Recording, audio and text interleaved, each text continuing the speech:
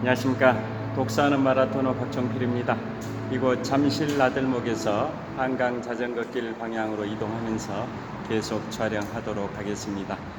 현재 시각은 2023년 11월 2일 목요일 아침 6시 30분입니다. 제가 자전거를 타고 힘차게 한강 자전거길을 질주하면서 계속 촬영하겠습니다. 화이팅! 자, 제 자전거를 세워뒀습니다. 자, 요즘 제가 아침에는 좀 쌀쌀해서 지금 입고 있는 옷 위에다 윈드 자켓을 착용하고 자전거를 타 왔는데요. 오늘은 어제 그제보다는 아침 기온이 높은 것 같습니다. 그래서 잠실 집에서 이곳 잠실 나들목까지 약 10분 정도 자전거를 타고 이동했는데요. 땀이 많이 나서 그 윈드 자켓을 가방 안에 집어넣고 지금 위에 상의 윗돌이 하나만, 얇은 거 하나, 긴팔 하나만 입고 있습니다. 자, 이제 잠실 나들목입니다. 동쪽 방향으로 힘차게 질주하면서 촬영하겠습니다. 자, 현재 시각 2023년 11월 2일 목요일 아침 6시 31분인데요. 제가 오늘은 남한산성에 관하여 소개해 드리겠습니다. 자, 2014년 6월에 유네스코 세계문화유산에 선정된 남한산성.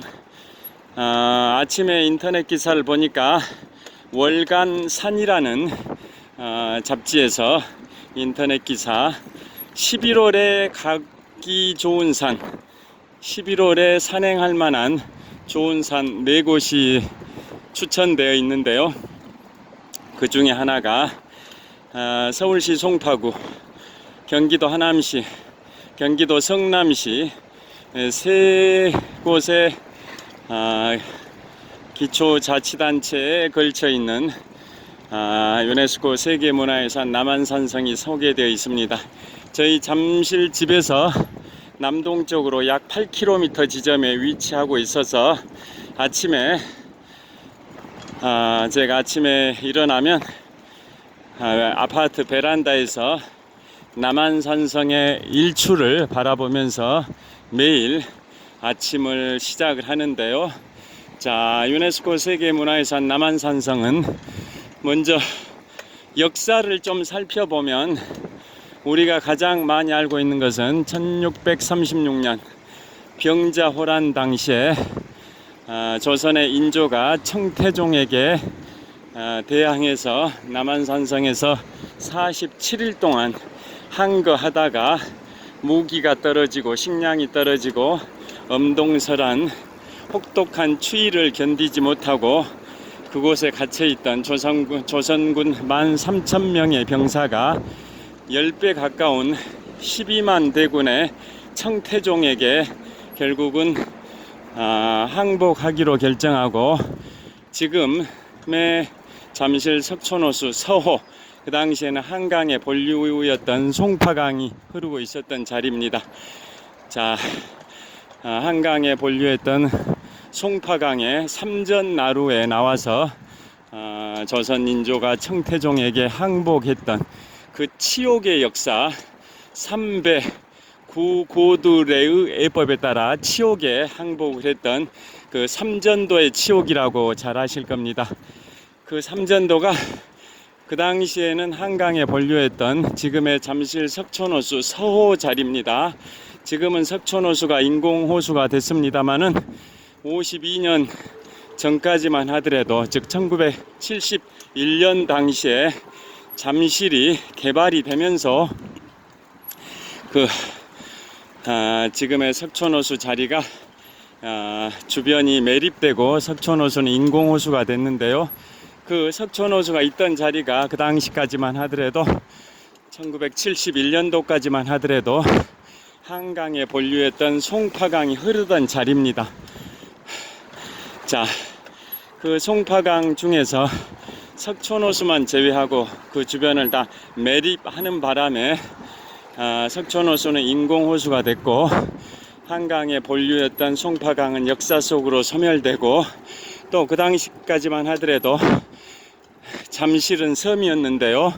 석촌호수 주변이 매립됨에 따라 잠실도 육지가 됐습니다. 그리고 지금 한강의 본류가 흐르는 잠실 선착장 이쪽은 예전까지만 하더라도 1971년까지만 하더라도 한강의 지류에 불과한 신천강이었는데요.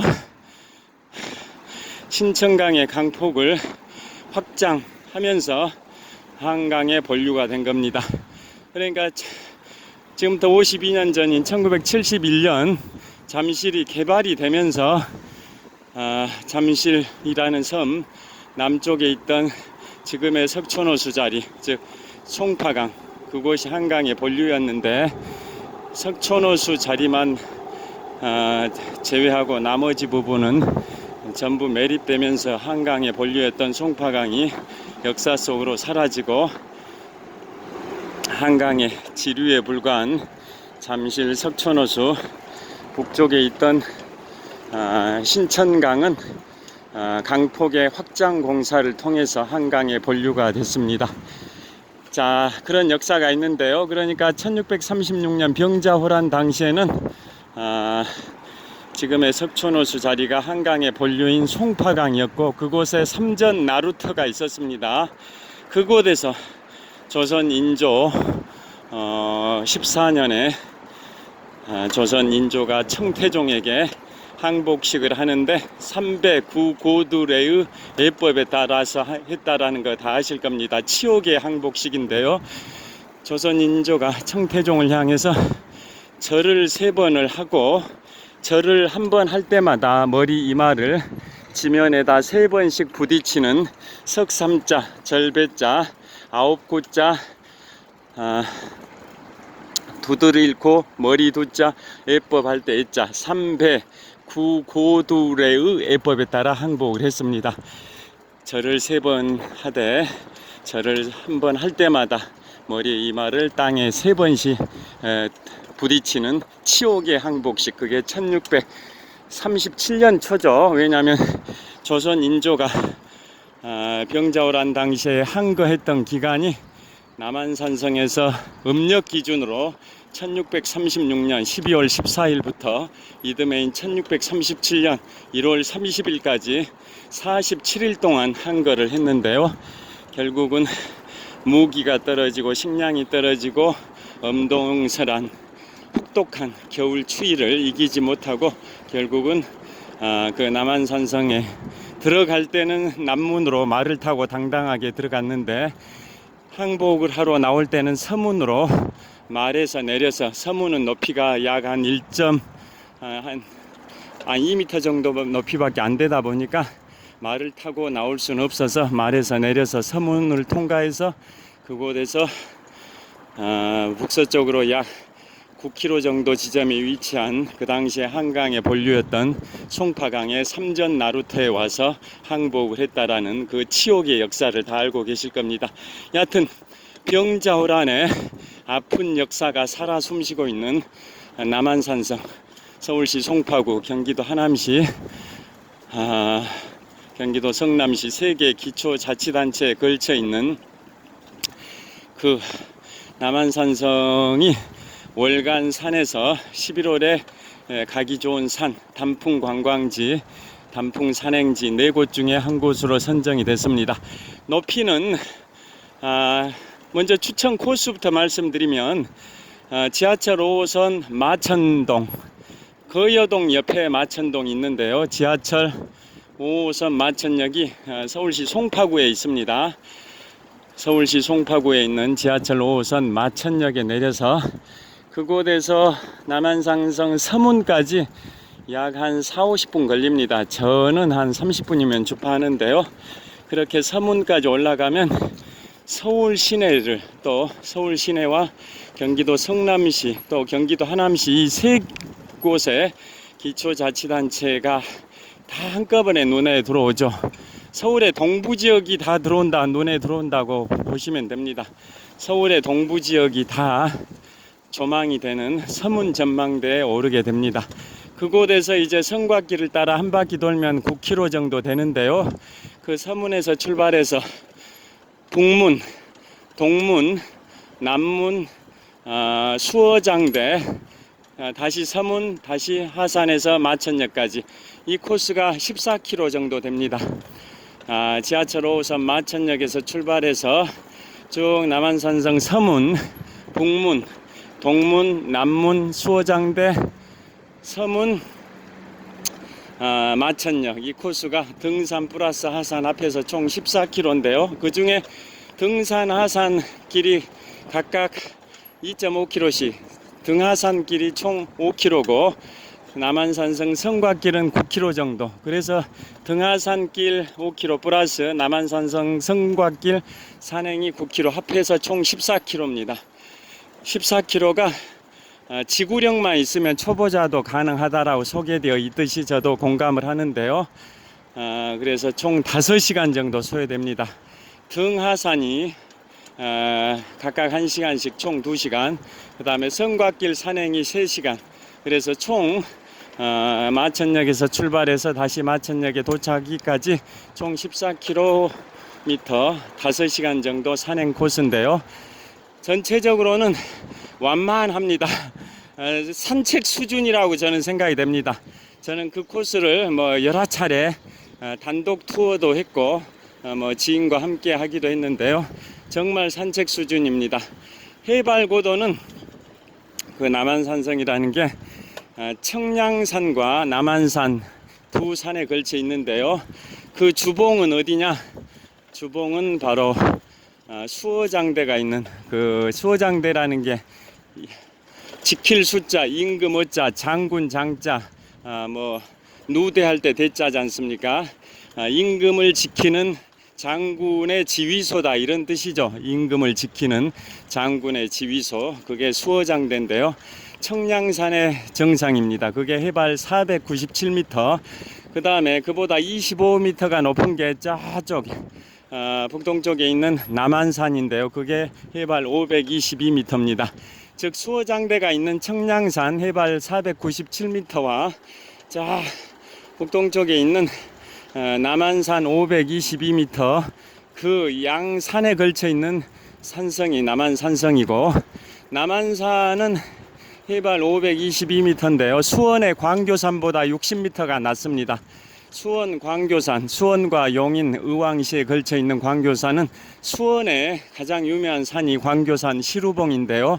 광교산의 정상 시루봉은 해발 582m인데 남한산은 그보다 60m가 낮은 522m고, 그 522m의 남한산과 그보다 25m 낮은 해발 497m의 청량산에 걸쳐 있는 게 유네스코 세계문화유산 남한산성이고, 그 다음에 그건 언제 축성이 됐냐?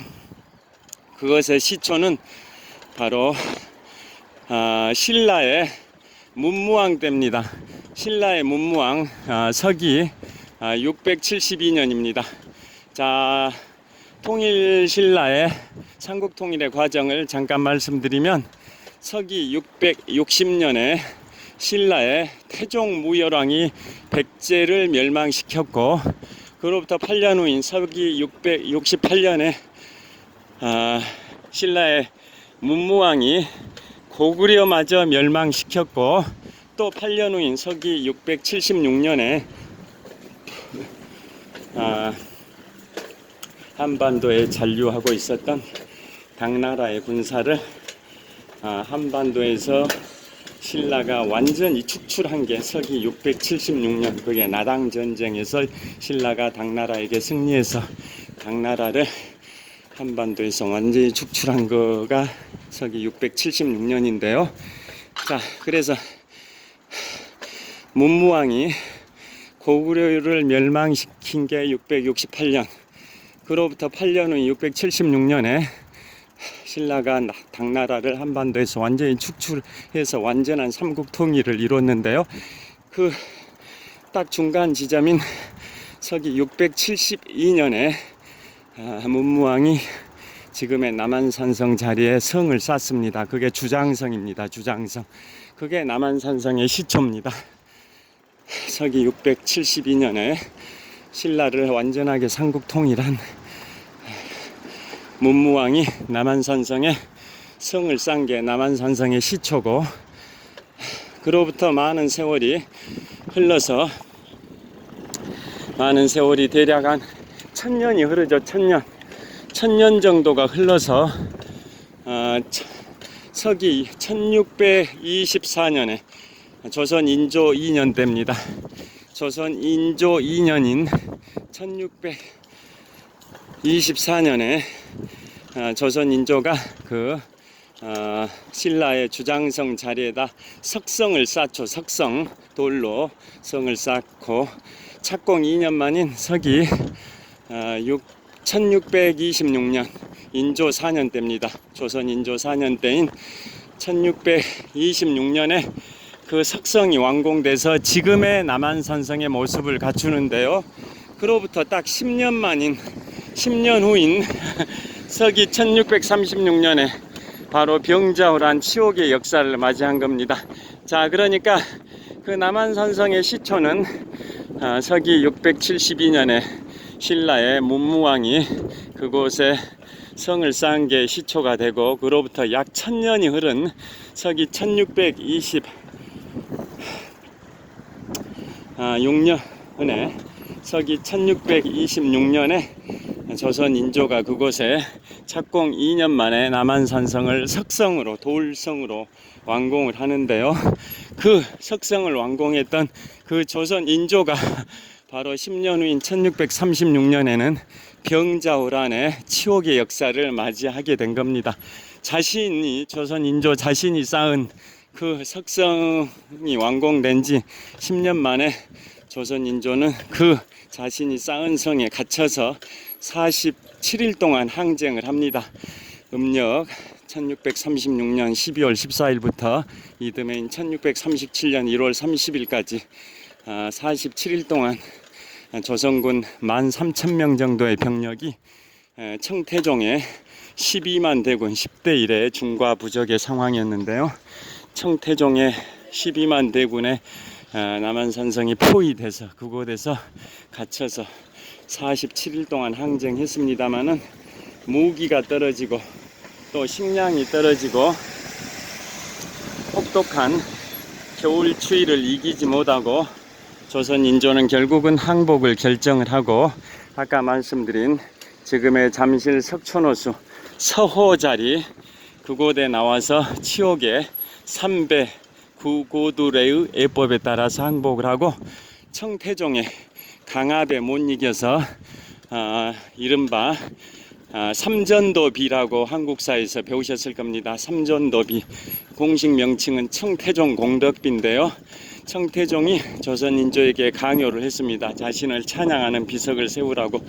그래서 지금 잠실 석촌호수 서호 북동쪽 코너에 삼전도비가 세워져 있는데 높이가 한 4, 5m 됩니다. 비석의 앞면 왼쪽에는 청나라를 세운 만주족의 만주어, 비석 앞면 오른쪽에는 원나라를 세운 몽골족의 몽골어, 비석 뒷면에는 중국의 전통 왕조인 한족의 한자어로 비문이 새겨져 있습니다. 다시 말씀드리면 높이 한 4, 5m 정도의 그 청태종 공덕비, 이른바 삼전도비라고 하는데요. 앞면의 왼쪽은 청나라를 세운 만주족의 만주어, 비석 앞면의 오른쪽은 원나라를 세운 몽골족의 몽골어, 비석 뒷면은 중국의 전통 왕조인 한족의 한자어로 이렇게 비문이 새겨져 있어서 삼전도비, 치옥의 비석 삼전도비는 3개국의 언어로 새겨져 있습니다. 자, 그게 바로 잠실 석촌호수 서호 북동쪽 코너에 위치하고 있습니다. 왜냐, 그 자리가 1637년 음력 1월 30일에 조선 인조가 청태종에게 항복을 했던 그 당시에 한강의 본류인 송파강의 삼전나루 항복식 장소였기 때문에 치옥의 역사도 보존을 해야, 역사를 통해서 우리가 배워야 과거에 치욕의 역사를 반복하지 않게 되지 않습니까? 그래서 좋은 역사, 화려한 역사뿐만 아니라 치욕의 어두운 역사도 잘 보존을 하는 차원에서 그곳에 삼전도비가 세워져 있습니다. 자, 여하튼 오늘은 병자호란의 치욕의 그 역사가 살아 숨쉬고 있는 남한산성 2014년 6월에 유네스코 세계문화유산에 선정된 등재된 남한산성에 관하여 말씀을 드렸습니다. 자, 이제 천호역을 남았습니다. 자, 전방 약 150m 지점 천호역입니다. 지하철 5호선과 8호선이 환승하는 천호역 도착 100m 정도 남았습니다. 자, 천호역. 자, 그래서 오늘 아침에는 그래서 제가 그 남한산성 성곽길을 여러 차례 산행을 해봤습니다. 아까 추천 코스 말씀드린 것처럼 지하철 5호선 마천역에서 시작해서 쭉 남한산성 서문전망대 오르는 길이 일반 등산로도 있고 나무 데크 한 1200여 개의 계단으로 되어 있는 그런 나무 데크 길도 있습니다. 취사 선택해서 오르시면 되죠. 일반 등산로로 오를지 1200개 정도의 나무 데크 계단을 타고 오를지. 그래서 마천역에서 그 서문전망대까지 약 1시간 걸리고요. 그 다음에 그곳에 이제 서문전망대에서 서울시가지를 조망한 다음에 그 다음에 이제 성곽길 9km는 쭉 한 3시간 정도 거의 산책 수준입니다. 그 다음에 또 하산하는데 한 1시간 정도, 그래서 마천역에 하산을 하는데요. 자, 이곳에서 크로징 멘트를 하도록 하겠습니다.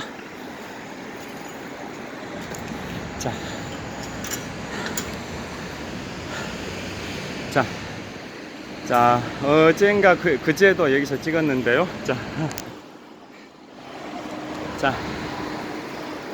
이곳 천호역 6번 출구입니다. 천호역 6번 출구 앞에 도착을 했습니다.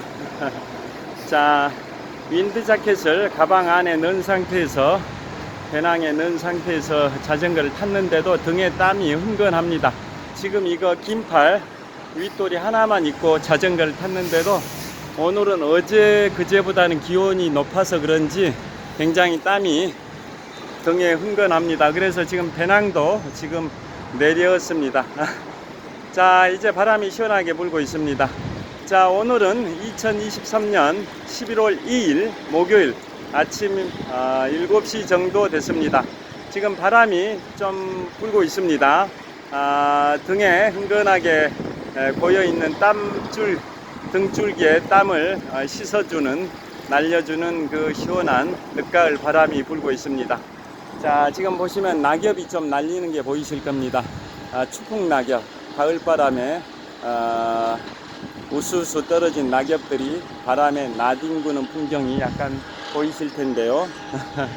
자, 이곳은 무슨